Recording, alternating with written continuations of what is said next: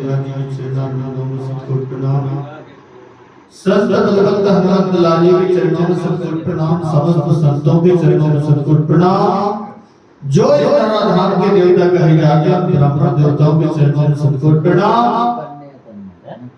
परमात्मा की अमृतमय कथा सुनने के लिए उपस्थित समस्त सज्जन वृंदों के चरणों में सतकोटि प्रणाम। नीलाभ श्यामल सीता सवारो पितुभागम पाणो महासायक चारुचापम नमामि रामं रघुवंशनाथम। जिनकी सेवा भाव के ऋणी भय श्री राम। उन महावीर बजरंग बली को बारंबार प्रणाम। सारे जग को छोड़ के मैं आया तो मेरे द्वार। जनक लली माँ जाननी हम सब की ओर। आज मैं धन्य सब विधि निज जग जाने राम मोहि संत समागम। निश्चर अधम मलाय करता ही निज धाम। गिर जाते नर मति जो ना भजे श्री राम। चित्रकूट कामनगिरी मंदाकिनी के तीर। राम कथा होती रहे जब तक रहे ये शरीर। तुलसी तनक न छोड़ियो लेने हरि को नाम। तुलसी तनक न छोड़ियो लेने हरि को नाम। यहाँ मनुष्य मजूरी देते क्यों राखेंगे राम। सियावर रामचंद्र जी की है। परमात्मा की ऐसी कृपा बताइए आज भगवान श्री गंगा जी के दरबार में भगवान के चरित्रों को कहने और सुनने का सौभाग्य प्राप्त हुआ। अभी गंगा जी बहुत अच्छा अर्थ लगा रहे थे और मैं तो बहुत अल्प बुद्धि हूँ। और दादाजी कहते हैं कि भैया वो दूसरी तरफ अर्थ ये तो परमात्मा की असीम कृपा है। जिन जिन जीवों पर परमात्मा की कृपा हो जाती है वही जीव ये सत्संग में आ पाते। सत्संग अति दुर्लभ है। यदि कोई चीज दुर्लभ है तो यह संसार में दो चीज दुर्लभ है। एक तो परमात्मा की भक्ति और एक परमात्मा का सत्संग। संतों का संग नहीं मिलता, परमात्मा की भक्ति नहीं मिलती। और यदि हम ये विचार करेंगे ये क्या है तो एक से एक दो पहलू। यदि 500 का नोट किसी व्यक्ति के पास हो और एक तरफ का छापा यदि मिल जाए तो वह नोट चलने वाला। इसी प्रकार परमात्मा की भक्ति में सत्संग का होना अति आवश्यक है। क्योंकि सत्संग उस भक्ति में दृढ़ता मजबूत करता, दृढ़ता लाता है। इसलिए सत्संग की बहुत बड़ी महिमा, सत्संग का बहुत बड़ा प्रभाव। भक्ति यदि परमात्मा की करनी है तो सहारा किसी न किसी का लेना पड़ेगा। भरत जी ने भी कहा यदि परमात्मा की भक्ति करना है तो आधार चाहिए, आधार चाहिए। और आज कलिकाल में तो बिना आधार कार्ड के कोई कार्य नहीं हो रहा है। जब लोग इस संसार में यदि आधार कार्ड की जरूरत है तो परमात्मा के पास लोग इस संसार में भी आधार की आवश्यकता है। आधार क्या है?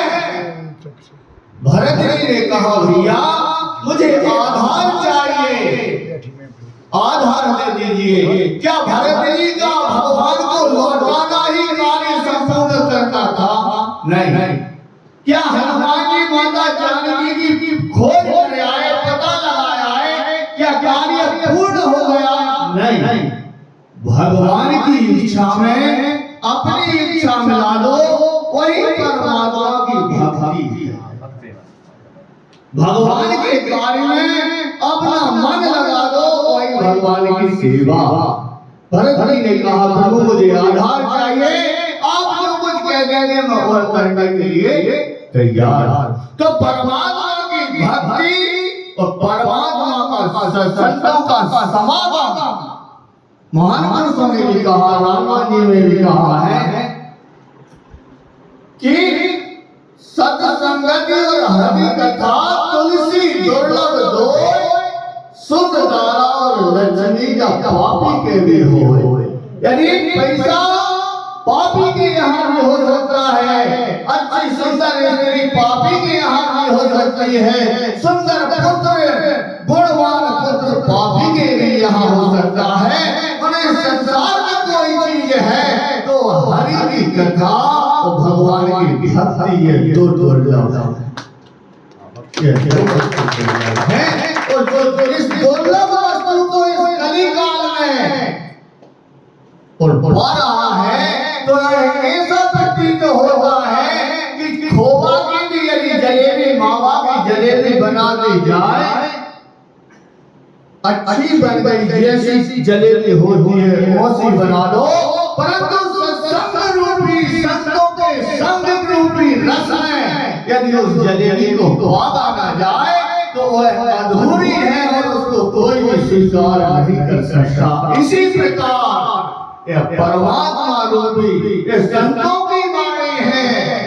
यदि दूसरे पुराण के लिए अपन पढ़े तो 2-4 बार सुनने के बाद में संतुष्टि प्राप्त हो जाती, परंतु राम जी की कथा ऐसी है या भगवान की कथा ऐसी है कि यह संतों का जो फल का रस निकाला हुआ है वह रामचरितमानस है।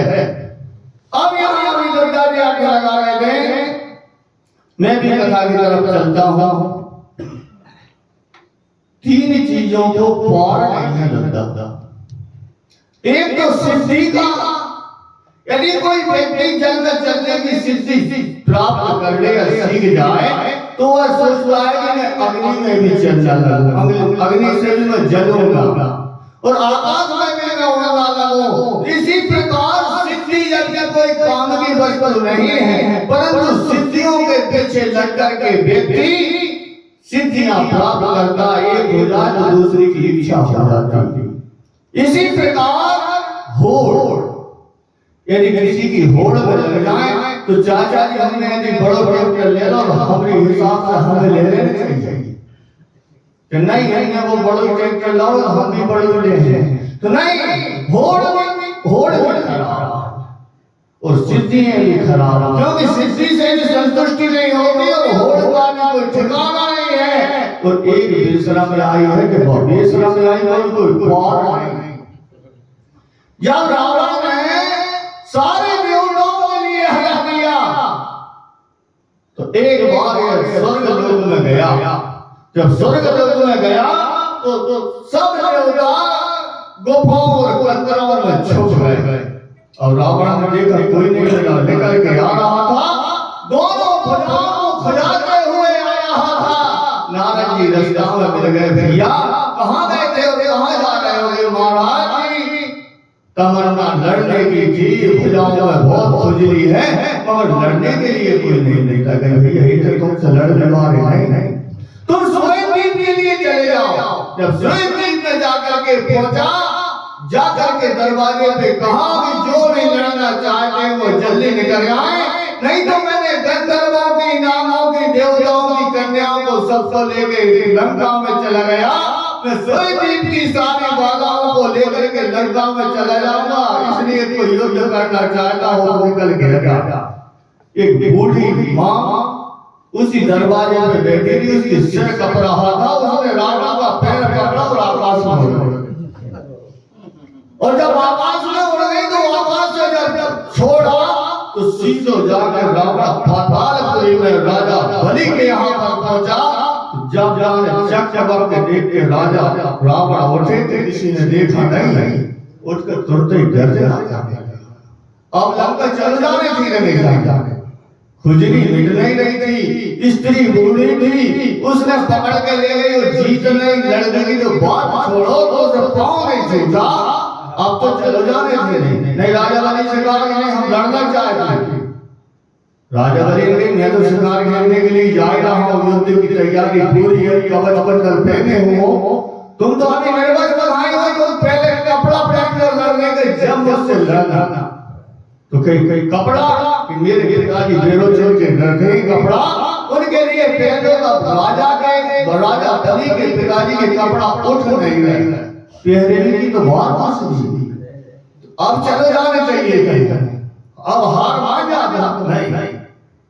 राजा बलि बोले भैया जब तुम मेरे पिता के कपड़ा नहीं पहन सकता तो तुम मुझसे क्या लड़ेगा, चल छोड़ देता हूं, चला जा। सहस्त्र बाबू अपनी स्त्रियों को नहा रहे थे, 10,000 1,000 हाथों से रोके हुए थे, जल को वहां घुस गया और दिया हार हार तो अब चले जाने थे। आज यहाँ हम तो इतनी बार समझा रहे हैं, कहीं दद्दा जी मानता हूँ तेरा प्रेस में आएगी कोई हद नहीं। आज यहाँ पर दद्दा जी बोल रहे थे कि जब उठा तो इसके 10 मुकुट नीचे गिर गए। अंगद जी ने 4 मुकुट उठा करके भगवान के पास पवार दिए। वो क्या है?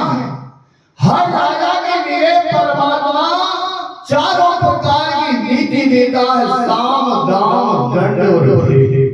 यदि वह राजा किसी के लिए मृत्यु दंड देता है और वह 4 नीतियां उसके पास में है और वह 4 नीतियों का अनुसरण करता है तो वह भले ही किसी को प्राण दंड दे, परमात्मा उसके प्राण दंड को माफ कर देता है, उसको उसकी हत्या, उसकी सजा, उसका परिणाम उसको नहीं मिलता, परमात्मा उसको अपने खाते में माफ कर देता है। परंतु जो 4 नीतियों का त्याग कर दे तो वह नीतियां परमात्मा के पास चली जाती हैं। जिस प्रकार आनंद जी ने उन 4 मुक्तों को और भगवान के चरणारविंदों की तरफ भेज दिया, यहाँ तो भेजना ये तो लौकिक है भेजना, परंतु जहाँ आनंद जी नहीं जाते वहाँ भी भगवान के पास वो 4 नीतियां ऑटोमेटिक पहुंच जाती।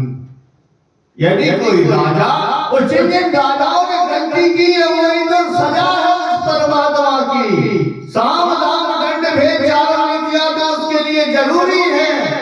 परंतु यदि उनका दुरुपयोग कोई राजा करने लगता है तो उसका यही कारण है कि उसकी 4 नीतियां परमात्मा के पास चली जाती है और उसकी बुद्धि पर काम नहीं करती। गोस्वामी जी ने भी कहा है कि जिस चीज के लिए भगवान ना मिले तो मेरी गारंटी है, परंतु वो क्या करे? पर धन पत्थर जानियो पर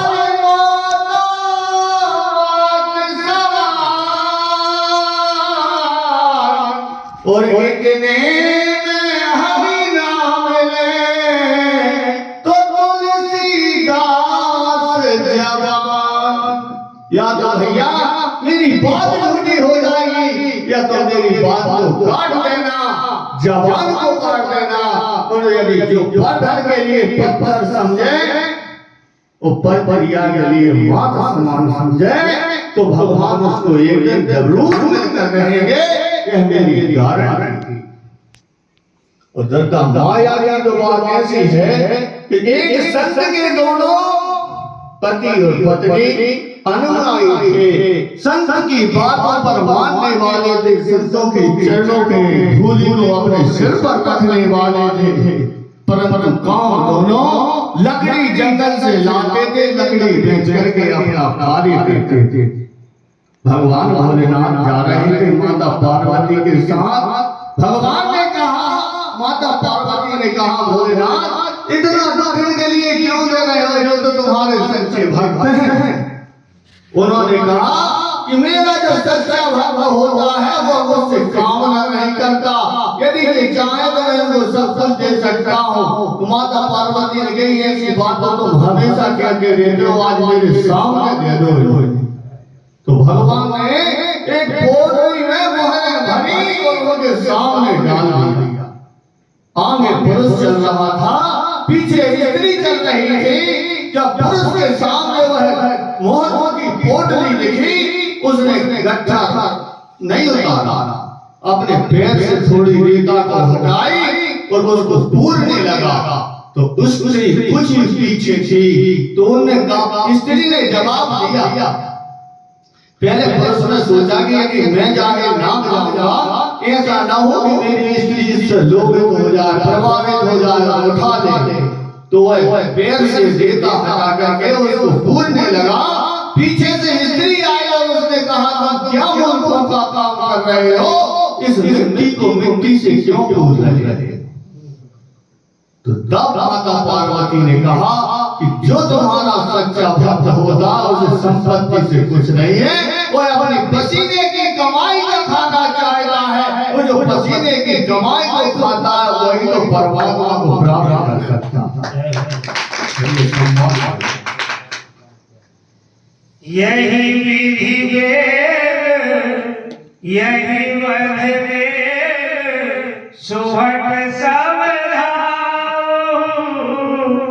खाऊ भाल कपि जय जय पाओ। अब रावण ने कहा, हे समस्त राक्षसों, तुम दौड़ करके जाओ। हे सब योद्धा, तुम तुरंत दौड़ो और जहां कहीं भी रीछ और वानर मिले उन्हें पकड़ के ले आओ, या तुम खुद ही उनका भक्षण कर लो, उनके लिए हाथ। मर कटहि करम महियाई, जियत धरम तापस डोबाई। आज रावण आदेश देता सभी योद्धाओं के लिए, तुम सारे योद्धा जाओ, वानरों को धरती से रहित कर दो और जहां भी वानर मिले उन्हें खा लो। और दोनों तपस्वियों को अभी भी भगवान का नाम नहीं ले रहा। छोटा तपस्वी और बड़ा तपस्वी कहकर संबोधित करता परमात्मा के लिए। परमात्मा का नाम यदि जो एक बार भी ले ले तो वह भवसागर से पार होने की सामर्थ्य परमात्मा का नाम रखता है। उस संतों का दिया हुआ प्रसाद तो इतने जल्दी काम करता है, उसकी तो कोई बात ही नहीं है। वो कितने जल्दी वह काम करने लगता है। आज कहता दोनों तपस्वियों को और जीत लो और पकड़ कर मेरे सामने लेके आओ। पुनि सको बोले जो राजा, गाल बजावत तो है गाला। आज रावण से अंगद जी कहते हैं, हे रावण, बहुत क्रोधित हो जाते हैं अंगद जी और क्रोध में आकर के कहते हैं, रावण तुम्हारे लिए लाज नहीं आती, तुम गाल क्यों बजाते हो? गाल बजाते हो और गाल बजाते हुए तुम्हें शर्म नहीं आती, तुम्हें लाज नहीं आती? अरे निर्लज्ज! और आगे क्या कहते हैं, मर गए काट लगे को बधाई, पल लोग बेहरत नहीं छाई। अंगद जी कहते हैं, भैया पानी तो तुझे डुबा नहीं सकता, इसलिए पानी से डूबने की मृत्यु से तो तू एक काम कर भैया, तेरे हाथ से अपना गला काट ले और अपना आत्मघात कर ले, आत्महत्या कर ले, मर जा। पर मेरा बल देखकर भी क्या तेरी छाती ठंडी नहीं पड़ती? ऐसा अंगद जी कहते हैं।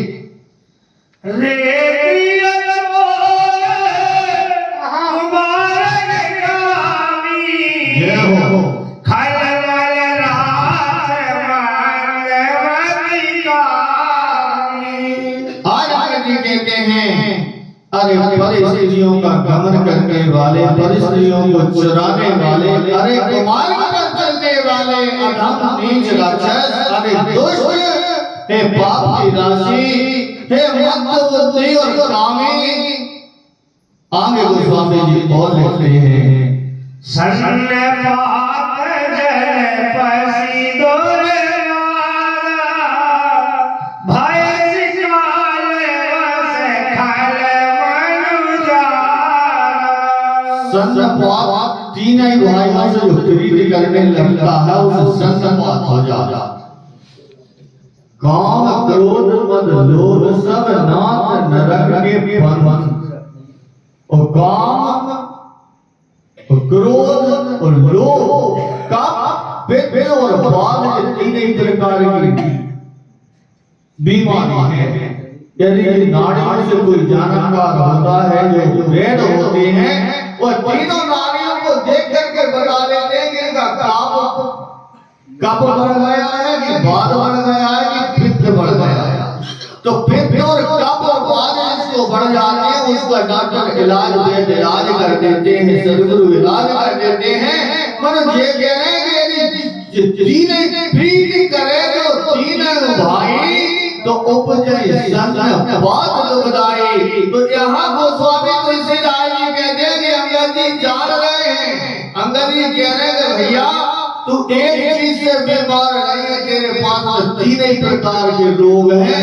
और मुझे तो ऐसा लगता है कि सन्नपात जयो पसी दोरवारा।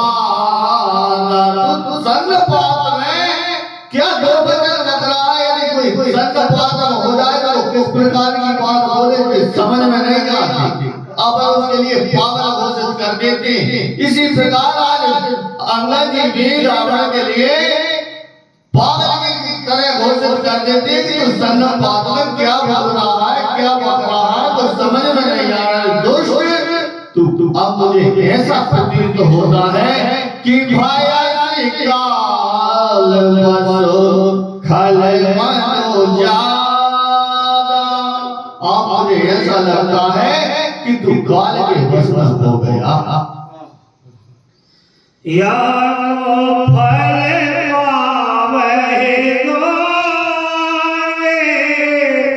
बानर भाल चपेट लागे। इसका फल तू आगे पाएगा जब तेरी और बानर और ऋषियों की लड़ाई होगी और जब बानर तेरे और चपेट लगाएंगे तब है तुझे समझ में और आगे आएगा। राम मनोज मोहन शिवानी गिरहि न तव रसनाया विमान। आज आगे जी कहते भैया रावण, हे राक्षस राज, तुम परमात्मा श्री राम जी जो साक्षात जगदाधार जगत नियंता परमात्मा हैं और उनके लिए तुम मनुष्य कहते हो। राम मनुष्य बोले से शिवानी और गिरहि न तव रसनाय अभिमानी। अरे मूर्ख, तेरी जीभ क्यों नहीं उतर कर गिर जाती कि गिरे हरि रसना संसे आई। जय हो। शरण समेत समर मही माई। आज भगवान बोले आज कहते कि अंगद जी से कहते हैं, हे पार्वती, अंगद जी कहते हैं रावण से कि तेरी जीभ अकेली नहीं गिरना चाहिए। ऐसा लगता है कि जब परमात्मा श्री राम जी अपने बाण से तेरे सिर काटेंगे तो सिरों के सहज ही ऑटोमेटिक सिर काटेंगे तो जीभ को काटने की आवश्यकता नहीं पड़ेगी। जब सिर गिरेगा तो उसके साथ में जिज्ञा भी गिर जाएगी। सोनर क्यों दस जय हो। बाली बधो जहिए केसर। जय हो। बीसलोचन धिग तव जनम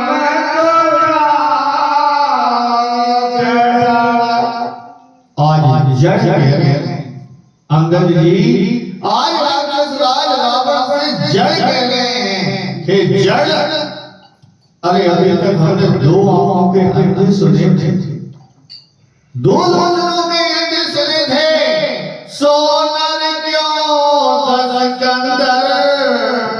और बाली बदोते सर एक सर हे दशरथ, तुम जिसे मनुष्य कह रहे हो वह बाली के लिए, वह बाली जिसके सामने आने से सामने वाले का बल आधा रह जाता था, उस बाली के लिए वही परमात्मा ने एक ही बाण से और बध कर दिया, मार दिया। वह मनुष्य कहते हैं अरे गुजारी जड़। हमने तो अभी तक 2 आंखों के अंधे सुने थे, आज प्रतीत होता है कि तुम 20 आंखों के होने पर भी और आज तुम अंधे हो। ऐसा अंगद जी कहते हैं कि तेरे जन्म के लिए कोई प्यार। तब सोने की प्यास जय हो। रस राम सायक कर तजब बोई त्रास कटु जल पड़ने से आज कहते हैं अंगद जी ने कहा है निशाचर राज, श्री राम जी के जो बाण है समूह है वह तेरे रक्त के प्यासे हैं और रक्त को पी करके संतुष्ट होंगे। और मुझे तो ऐसा लगता है कि कुछ उसके बाण प्यासे न रह जाए। तया कोई नहीं आज कटु जल पर निश्चर इस डर से अरे कड़वी बकवास करने वाले निशाचर, हे नीचकाक्षर, मैं तुझे इसी कारण से और छोड़ता हूँ कि परमात्मा का मेरे लिए आदेश नहीं है। उन्हीं के बाणों की प्यास तेरे रक्त को पी करके प्यास मिटेगी। ऐसा और राक्षस राज से अंगद जी कहते हैं एक दोहा महाराज जी के मुखारबिंद से। श्याम